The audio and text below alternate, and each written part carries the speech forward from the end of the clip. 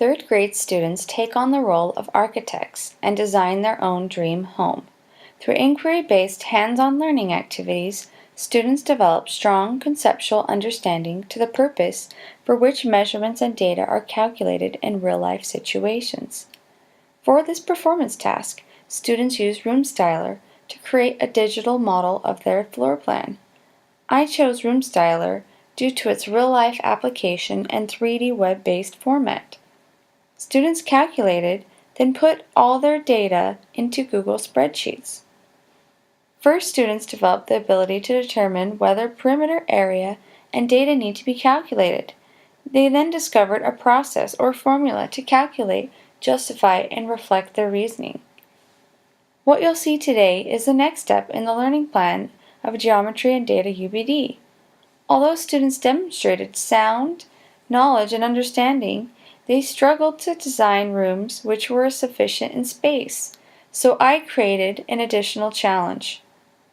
In the following lesson, you will see me and my students implementing the Grade 6 Common Core Geometry Math Standard.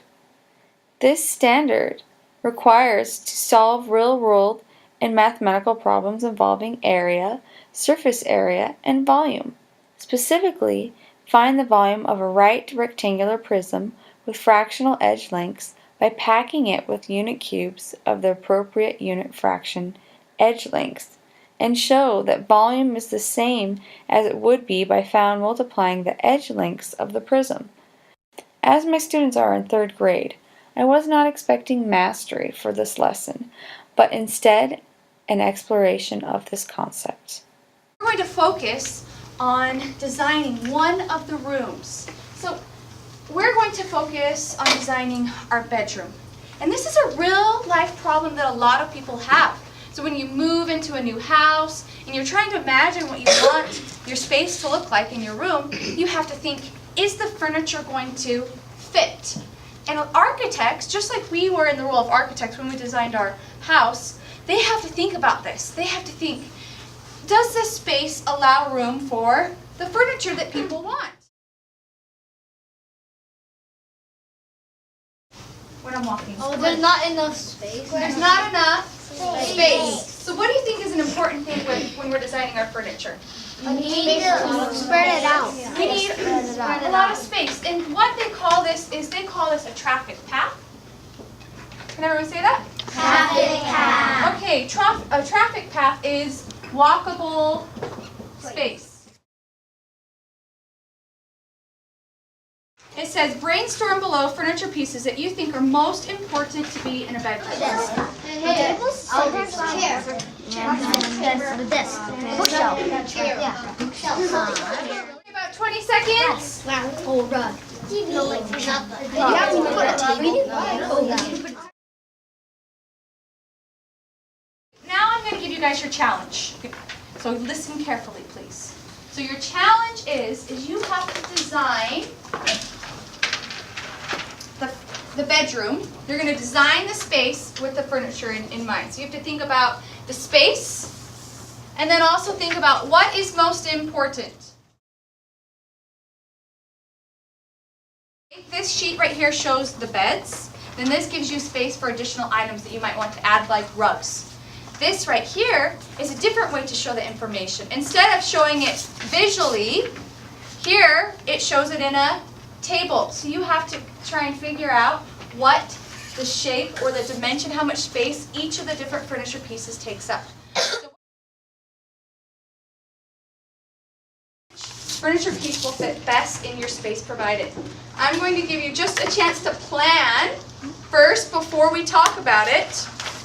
I'm going to give you guys maybe about 2 or 3 minutes to try and do your planning. So go ahead and begin. So what location? King. I think it's not a smart choice because if we want a lot more items in our bed, we can do like queen. Yeah, because I have a twin bed and it's like sort of small. Yeah, these are I use you have to think about this is I think queen bed will be good because if king, he might not be wise about our other stuff. Where's the closet? Okay, Okay, we're going to share just a little bit before we move on to now. We're going to, we should have an idea of what sizes we want and which sizes we think will fit best in our room. And if you're still not quite sure, that's okay. You can change as you go along. If you decide that it's not working, you can make your changes. How about bed size? Anyone have a bed size that they think would be a good bed size? Philip? Queen. Queen? What do you guys think? You think a full? What do you think? Queen? I think full. Full? No one wants a king? It's too big.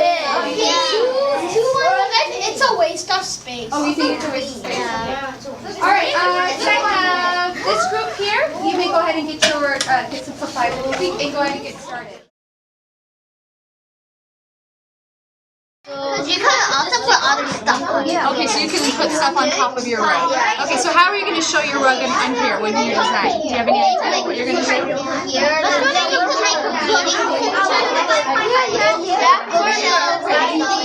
So are you going to put anything on top of your rug? A bookshelf? A chair. How are you going to show your rug here with also the item on top? Do you have an idea what you can do? Like a basket. This is right here. This is 2D, right? This is flat. So how are you going to show that you're putting a rug here? So then, like, the item is smaller than the rug, so then Alright, so here you have a rug chosen, you have your bed chosen, so you guys brought up a good point. You can put stuff on top of this rug. Alright.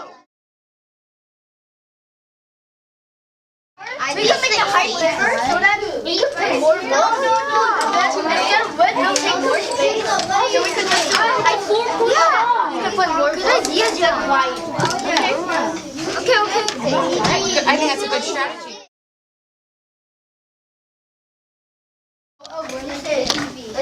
Okay, so your group, I'm going to give you some redirection here.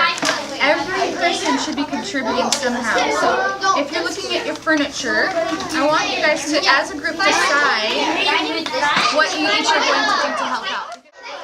So I'm going to come back in a couple of minutes and I'm going to ask you guys to share what you guys are each doing, okay? So you have 2 minutes? Okay, so you each are making different furniture pieces? Stuff first, then we're done.